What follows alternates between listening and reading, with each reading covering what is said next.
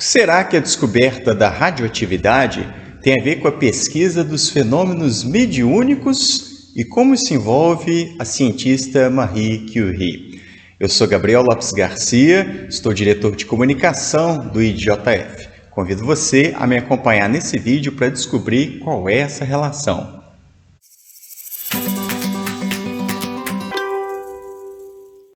Foi na minha infância que eu descobri o trabalho genial de Marie Curie, através dos livros que contavam a vida dela e a sua trajetória científica, o brilhantismo de alguém que fundou uma nova área nas pesquisas científicas que ela deu o nome de radioatividade. Além disso, ela foi uma pioneira abrindo espaço para as mulheres no âmbito da academia, das pesquisas científicas, lutando contra uma série de preconceitos e discriminações. Eu retomei o contato com ela recentemente através de um filme que agora está na internet chamado Radioactive, que fala um pouco da vida adulta da cientista. E aí eu fiquei muito surpreso com um episódio em particular, o interesse do seu marido em sessões espíritas. Mas a gente vai chegar lá. Antes, vamos ver um pouquinho da trajetória dessa brilhante mulher. Marie Curie foi uma física e química polonesa naturalizada francesa que conduziu pesquisas pioneiras sobre radioatividade. Ela descobriu os elementos químicos polônio e rádio. Ela foi a primeira mulher a ganhar o Prêmio Nobel, sendo também a primeira pessoa e a única mulher a ganhá-lo 2 vezes, um de química, outro de física. Ela também foi a primeira mulher a se tornar professora na Universidade de Paris. Os anos entre o final do século XIX e o início do século XX talvez sejam os mais produtivos na carreira da cientista. Ela descobriu o elemento químico rádio, descobriu o elemento químico polônio, esse nome é uma homenagem à sua terra natal. Ela obteve o seu doutorado e ela ganhou o primeiro Prêmio Nobel. São anos intensos de muito trabalho e também em uma parceria com Pierre Curie, outro cientista genial que ela conheceu, que a convidou para trabalhar no laboratório dele e eles acabaram por se casar. Então foi uma parceria que aconteceu tanto no âmbito da pesquisa científica quanto na vida pessoal. E esse homem é muito importante para a gente compreender a participação da Marie nos fenômenos espíritas. Quem é ele, então? Qual foi a sua trajetória científica? Pierre Curie foi um físico francês, pioneiro no estudo da cristalografia, do magnetismo, da piezoeletricidade e da radioatividade. Junto da esposa, Marie Curie, recebeu o Nobel de Física de 1903, em reconhecimento pelos extraordinários serviços que ambos prestaram através de suas pesquisas conjuntas sobre os fenômenos da radiação descobertos pelo professor Henri Becquerel. O filme Radioactive passa por alto nessa participação do Pierre nas sessões mediúnicas. Dos livros que já li sobre a Marie, também esse assunto não é sequer abordado. Aprofundei as minhas pesquisas e descobri que desde a sua juventude, Pierre tem um interesse muito grande em estudar os fenômenos mediúnicos. Ele até especulava se o magnetismo poderia explicar esses eventos, já que era uma ciência que avançava rapidamente na sua época e do qual ele era especialista. Naturalmente, quando ele estava com Marie, ele a levava para essas sessões espíritas. Até que, em 1904, o casal é convidado a participar de um jantar com Elisabeth Refuel, que foi uma assistente moral e material dos trabalhos do inglês William Crookes alguns anos anteriores. E ele estudou os fenômenos de materialização de espíritos. Um mês depois desse jantar, Pierre se envolve com um grupo de cientistas para estudar os fenômenos mediúnicos. E, na sequência, ele conhece a médium Eusápia Palladino, a qual é muito importante na sua trajetória e nas suas convicções. Mas quem foi essa médium? A mediunidade de Eusápia Palladino marca um estágio importante na história da pesquisa psíquica, porque foi ela a primeira dos médiuns de fenômenos físicos a ser examinada por um grande número de homens de ciência. As principais manifestações que ocorreram com ela consistiam no movimento de objetos sem contato, a levitação de uma mesa e outros objetos, a levitação da médium, o aparecimento de mãos materializadas, de rostos, de luzes, além da execução de músicas e instrumentos, mas sem contato humano. O casal participou ativamente das pesquisas da mediunidade de efeitos físicos, Pierre com grande entusiasmo, Marie com bastante ceticismo.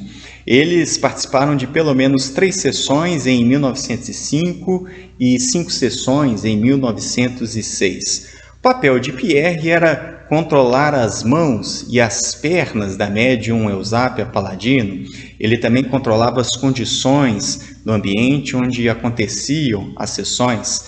Ele chegou também a inventar alguns aparelhos para utilizar nessas pesquisas. E aconteciam ali fenômenos que estão registrados com bastante frequência na história do espiritualismo: levitação de mesas, movimento de objetos e de móveis, luzes que piscavam de maneira alternada, dentre outros fenômenos. E ele tentava buscar uma explicação para isso. E Pierre tentava conciliar a visão de causas puramente físicas com causas de natureza psicológica, mas ele não aventava a hipótese de que eram os espíritos que produziam esse tipo de fenômeno. E ele ficou tão impressionado nessas pesquisas, e a gente vê isso num dos seus registros, nas cartas que ele enviou a um seu outro colega físico, o Louis Georges Guy. Vejamos um trecho da sua correspondência. Foi muito interessante, realmente os fenômenos que vimos pareciam inexplicáveis como truques, mesas com 4 pernas suspensas, movimentos de objetos até a certa distância, mãos que beliscam, acariciam a pessoa, aparições luminosas. Tudo num local preparado por nós, com um pequeno número de espectadores, todos conhecidos nossos e sem qualquer possível cúmplice. O único truque possível é o que poderia resultar da extraordinária facilidade da médium como mágica.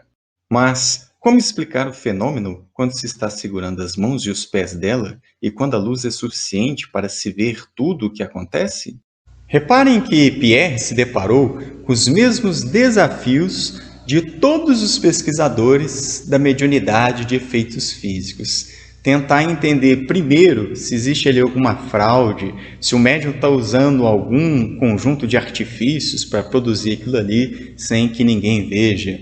Em admitindo que o fenômeno seja verdadeiro, o desafio de provar quais são as suas causas. São puramente físicas? Estão associadas a algum elemento psicológico que ainda desconhecemos?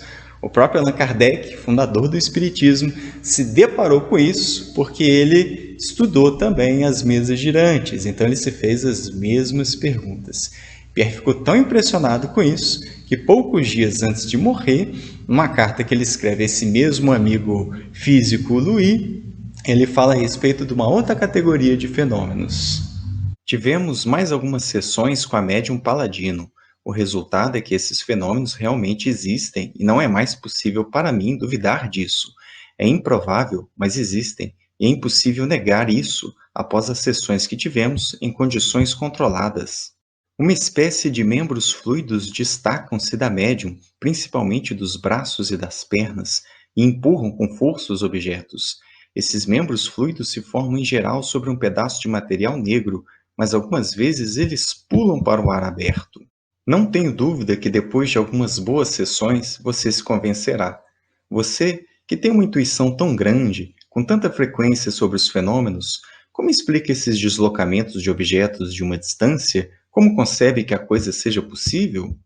Existe aqui, em minha opinião, todo um território de fatos inteiramente novos, estados físicos no espaço dos quais não temos qualquer ideia. Esse é um relato muito importante porque mostra a rigorosidade de um cientista laureado com o prêmio Nobel, espantado com a emissão de ectoplasma e uma série de outros fenômenos mediúnicos. Como explicar isso tudo? E é importante porque essa rigorosidade de um cientista bastante experimentado aumenta a credibilidade da pesquisa, aumenta a confiança que a gente pode depositar nos seus estudos e nas suas conclusões. Aliás, essa é uma diferença daquela época para os dias de hoje. Muitos cientistas brilhantes naquela época manifestaram interesse e organizaram pesquisas a respeito dos fenômenos mediúnicos. Parte desses cientistas foi tão rigoroso, obteve um sucesso nas suas experiências, que acabou por entender que a hipótese espírita era a melhor explicação. No caso de Pierre, muito embora ele estivesse bastante impressionado, isso ainda não foi suficiente para convencê-lo, porque no entendimento dele, se ele fosse aceitando certas conclusões, poderia chegar num ponto que ele não estava muito certo. E ele fala justamente sobre isso num outro trecho da carta para o seu amigo Louis. O que é extremamente preocupante é que se sente muito bem que, ao admitir a existência de alguns desses fenômenos, será gradualmente levado a admitir todos eles, até mesmo os fantasmas de Crookes e Richer. Vejam que Pierre teve o receio de admitir a hipótese espírita como a explicação daqueles fenômenos, que os espíritos eram os agentes produtores daqueles fenômenos através da médium.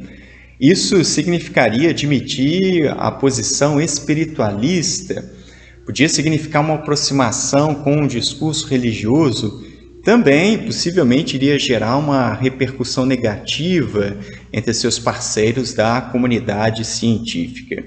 Pierre não continuou por muito tempo essas pesquisas, porque em 1906 ele teve um trágico acidente e morreu atropelado por uma carroça.